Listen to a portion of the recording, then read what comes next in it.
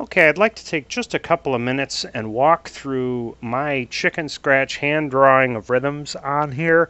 I've gotten quite proficient at drawing these on a regular whiteboard in a classroom. I'll admit that I'm a little bit shaky on drawing them on the blackboard through these style videos with the computer.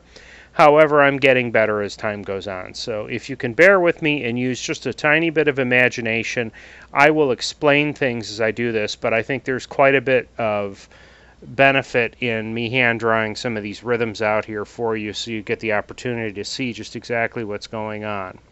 So to start out with, when I'm drawing a rhythm, I will go ahead and show you kind of an example here of what I would classify as a sinus rhythm, and then we'll talk it through a little bit.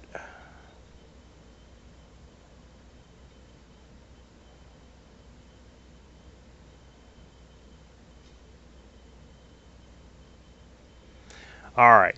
Now, if you look at this, in the beginning here, it started okay. Now, if you notice, it looks like the S wave, the negative deflection here, crosses backwards. It goes negative, or it goes reverse direction and crosses over. Obviously, that's not going to happen on a regular rhythm.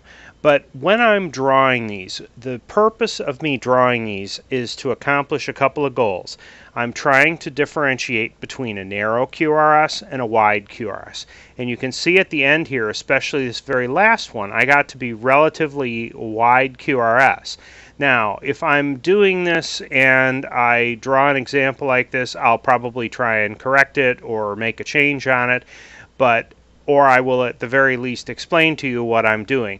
But generally speaking, these are pretty much just straight up and down. Those are designed to be classified as a narrow QRS in here. And if you notice, each one of them has an upright bump before the QRS. That's the P wave. Now, the way that this last beat got drawn is really kind of sloppy. I'm not thrilled with that one. Up to that point, though, it's relatively functional. It will work fairly well. And I can tell you that drawing on this blackboard, it's challenging to draw and stop. My goal on here is not to make a ton of excuses as to why this might be a little sloppier to read, but just so that you have proper expectations when you see these rhythms, so that you can determine what is it that I'm trying to demonstrate with this. And when I do these, I'll also illustrate them with examples that are computer generated or that are from actual rhythms, as opposed to just my hand-drawn examples on here that should work fairly well to explain this. I'll also kind of refer you to look at your textbook, which has examples of all these different rhythms, and that will help you dramatically in terms of trying to figure out the best way to read rhythms. If you look here, though, I have P waves. They're essentially round. They're all upright, and they're relatively symmetric. Yeah, this one's kind of square, but ultimately I have upright round P waves. And if you're looking at this, when you see distances that are relatively consistent with this, I'm intending that to be something that is a normal PR interval. And again, I'll explain this to you. That would be the 3 to 5 block PR interval. If I'm looking at this, I can also tell that, again, with the exception of this last one that got sloppy, all these things came out to where it's essentially a consistent PR interval.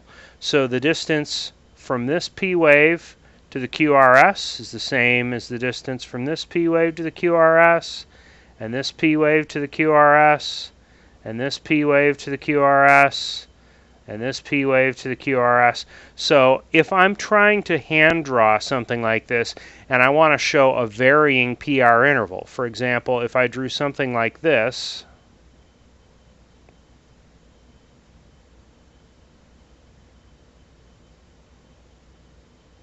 now that is very dramatically different. That's a varying PR interval.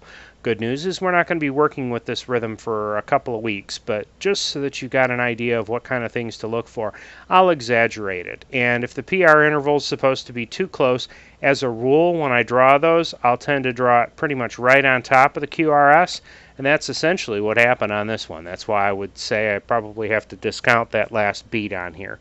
and we'll find several different ways I'll work with this to try and erase. But ultimately, the P wave's running right into the QRS. That's less than a PR interval. But I want to draw these to give you illustrations and examples of how this is going to work so that I can illustrate what is the particular components you need to know about each of these rhythms.